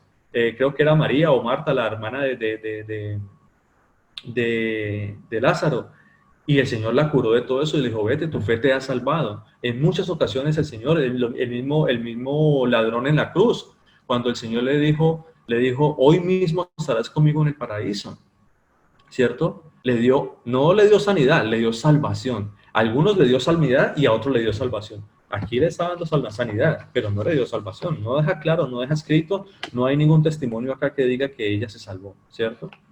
Entonces, veamos lo que dice la palabra en Juan 10, 14, 18. Porque el Señor nos decía y nos dejaba en la palabra cuando Él dice, no, yo vine sino a las ovejas perdidas de la casa de Israel, ¿cierto? El Señor también nos decía que Él era el buen pastor, que Él había venido por sus ovejas. Él conocía las ovejas. Vamos a ver qué dice Juan 10, 10, 14.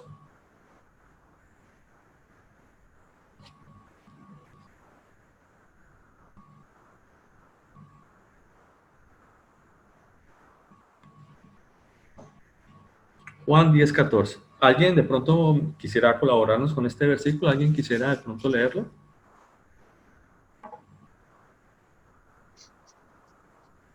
Amén. Gracias, mi hermana María Piedad. Buenas noches. Buenas noches. Juan 10, 14. Ajá, sí señora, hasta el 18. Hasta el 18 dice la Ajá. palabra del Señor. Yo soy el buen pastor y conozco mis ovejas, y las mías me conocen. Así como el Padre me conoce, y yo conozco al Padre, y pongo mi vida por las ovejas. También tengo otras ovejas que no son de este redil. Aquellas también debo traer, y oirán mi voz, y habrá un rebaño y un pastor. Por eso me ama el Padre, porque yo pongo mi vida para volverla a tomar. Nadie me la quita, sino que yo mismo la pongo. Tengo poder para ponerla y tengo poder para volverla a tomar. Este mandamiento recibí de mi Padre. Amén. Entonces podemos ver claramente cómo el Señor, gracias mi hermana María Piedad, podemos ver claramente cómo el Señor decía, nos dejaba claramente, decía, yo tengo otras ovejas que no son de este redil. ¿Cuál era el redil que no eran de esas, del redil que estaba hablando el Señor? Recuerde que en Judá, el Señor, la palabra de Dios dice, tengo 7,000 varones, le decía en el libro de los Romanos, el Señor nos muestra eso, y decía, tengo 7,000 varones que no han doblado su rodilla ante Baal, hablando de los israelitas, hablando específicamente de la casa de Judá. Entonces, podemos ver que durante toda la historia nosotros han habido hombres de trayectoria, han habido hombres muy importantes en las cuales nos ha dejado claro que la salvación ha estado siempre con ellos, ¿cierto? Que el Señor Jesús, que nuestro único Dios y Salvador, siempre ha estado con ellos. Podemos ver los profetas, podemos ver hombres de mucho renombre a través de la historia, ¿cierto? Y de hecho la misma palabra de Dios en los evangelios nos deja escrito que muchos judíos a los cuales el Señor predicaba en las sinagogas, muchos de ellos creyeron en la palabra de Dios, muchos de ellos se convirtieron al Dios verdadero, muchos de ellos creyeron en la verdad que nuestro Señor Jesucristo había venido a morir por nosotros. Miremos lo que dice Isaías 10:20.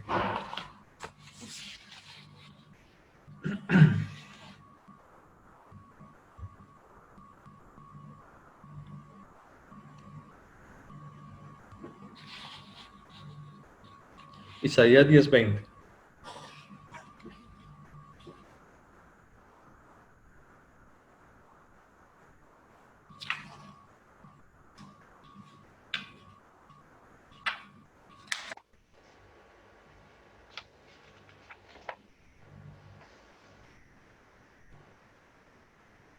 Isaías 10:20 dice la palabra de Dios. Y acontecerá en aquel tiempo que los que hubieran quedado de Israel y los que hubieran quedado de la casa de Jacob, nunca más estriben sobre los que hirió, sino que se apoyarán con la verdad en el Señor Santo de Israel. Las reliquias se convertirán en las reliquias de Jacob al Dios fuerte, porque si tu pueblo, oh Israel, fuere como las arenas de la mar, las reliquias de él se convertirán, o el remanente de él se convertirá, ¿cierto? La destrucción acordada rebosará justicia. Pues el Señor, Dios de los ejércitos, hará consumación y fenecimiento en toda la tierra. Está hablando aquí de que así como va a haber un remanente, ahorita lo vamos a ver más claramente en el libro de los Romanos, como que a pesar de que el pueblo de Israel iba a ser como las arenas del mar, solo un remanente de ese pueblo y se iba a convertir al Dios verdadero. Vayamos un momentico también a Romanos, que él nos aclara un poquito más. Vayamos primero a Zacarías. Veamos lo que dice la palabra de Dios, Zacarías 10:8.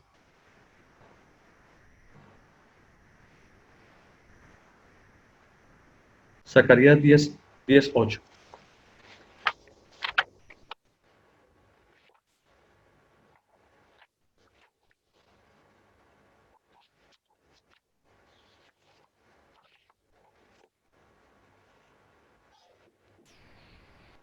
Ya lo tenemos, Zacarías 10:8-9. Dice la palabra de Dios. En el versículo 8 dice, yo los llamaré con un silbido y los reuniré porque los he redimido, ¿cierto? Mire que es una profecía acerca de nuestro Señor Jesucristo. Nos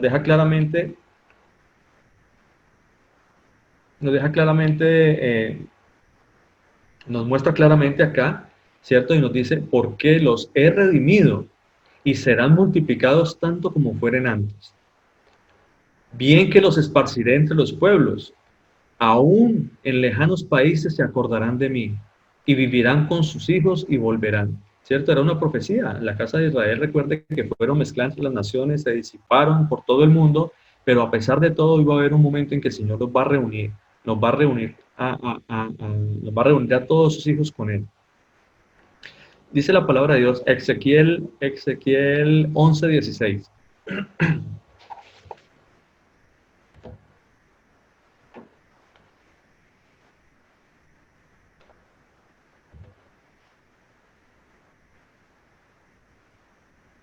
Ezequiel 11:16.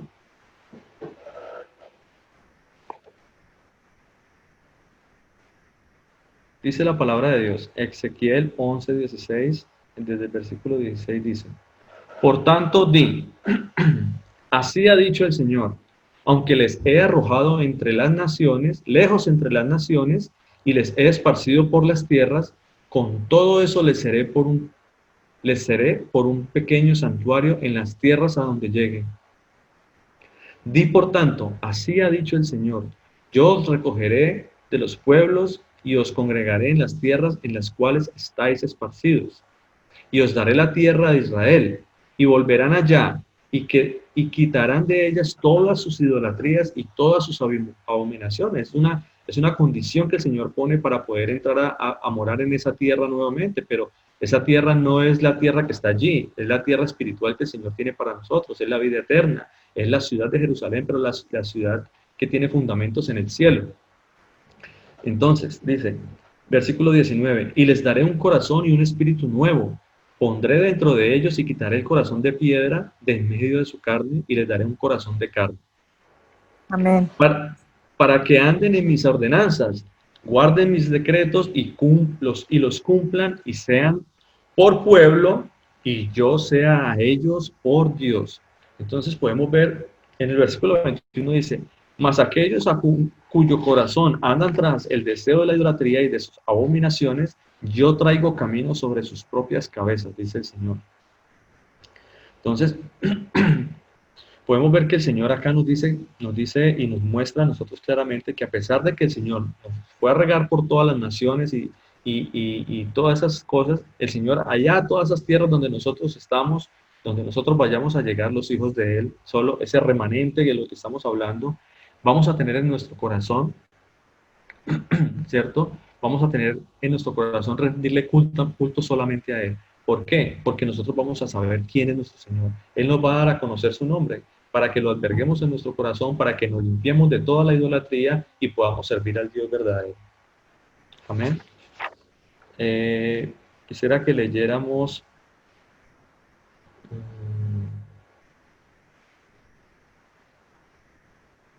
Primera de Corintios 1. Veamos qué dice Primera de Corintios 1. ¿Alguien quisiera por favor leerme? Mientras Primera de Corintios 1 y luego buscamos Romanos 9.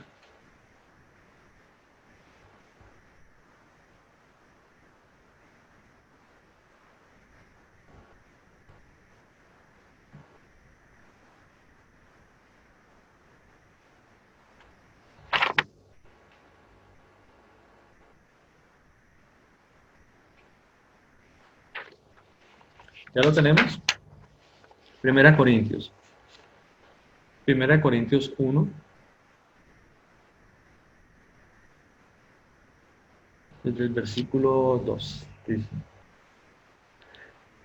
Versículo 2 dice, a la iglesia de Dios que está en Corintio, a los santificados en Cristo Jesús, llamados a ser santos, con todos los que en cualquier lugar invocan el nombre de nuestro Señor Jesucristo, Señor de ellos y nuestro.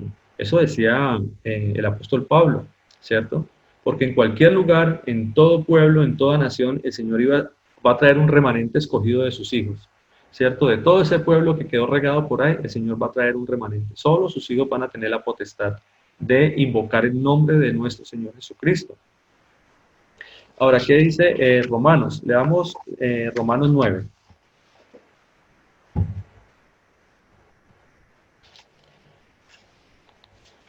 Esto nos lo dejó escrito acá el Señor Jesús por medio del apóstol Pablo. Desde el versículo 9 dice así, Romanos 9. Desde el versículo 1 dice, Verdad digo en Cristo, no miento, y mi conciencia me da testimonio en el Espíritu Santo, que tengo gran tristeza y continuo dolor en mi corazón, dice, porque deseara yo mismo ser anatema, separado de Cristo, por amor a mis hermanos, los que son mis parientes según la carne. Recuerde que Pablo venía de la tribu de Benjamín, por lo tanto Pablo era judío, ¿cierto? Él era específicamente de la tribu de Benjamín, ¿cierto?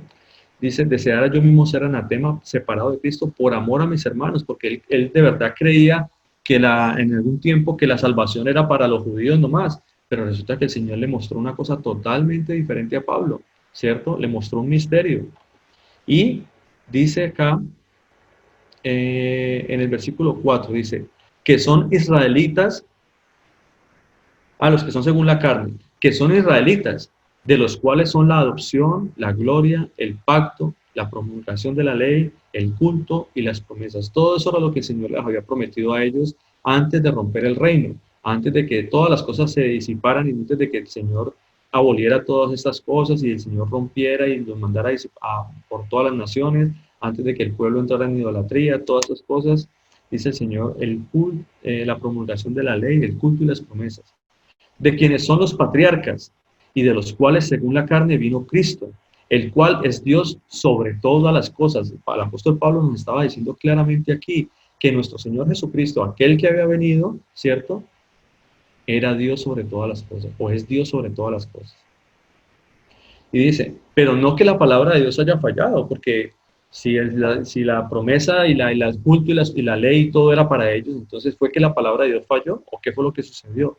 Dice, porque claramente dice, porque no todos los que descienden de Israel son israelitas, ni por ser descendientes de Abraham son todos hijos, sino en Isaac que se llama descendencia. Entonces, eso es algo espiritual, porque solo de la descendencia de Isaac era que iban a venir sus hijos, ¿verdad? Eso lo vimos también en el estudio, en la clase pasada. Dice en el versículo 8, esto es, no los que son hijos según la carne son los hijos de Dios, sino que los que son hijos según la promesa son contados como descendientes. Amén. Entonces, podemos ver que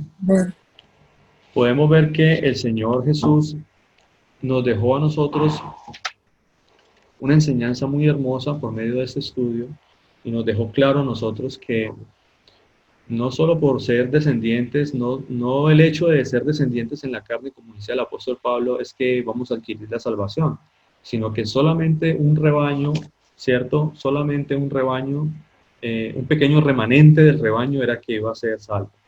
Y los cuales el Señor nos deja claramente en las Sagradas Escrituras, nos muestra que solamente el Señor le ha dado potestad a aquel que cree en el Señor Jesús de ser llamado Hijo de Dios. Amén. Yo espero en la voluntad del Señor que les haya gustado este estudio, Amén. Que hayamos aprendido un poquito. Si de pronto tienen alguna duda, si de pronto tienen alguna inquietud, de pronto lo podemos aclarar más adelante o de pronto en otro estudio, ustedes me dicen. Por lo pronto, eso es todo. Yo les agradezco mucho a ustedes por haber escuchado, por haber estado pendientes del estudio, de abrir su corazón para la palabra de Dios. Y por supuesto, pues para darle la gloria a nuestro Señor Jesucristo. Amén. Señor Jesucristo les bendiga. Amén.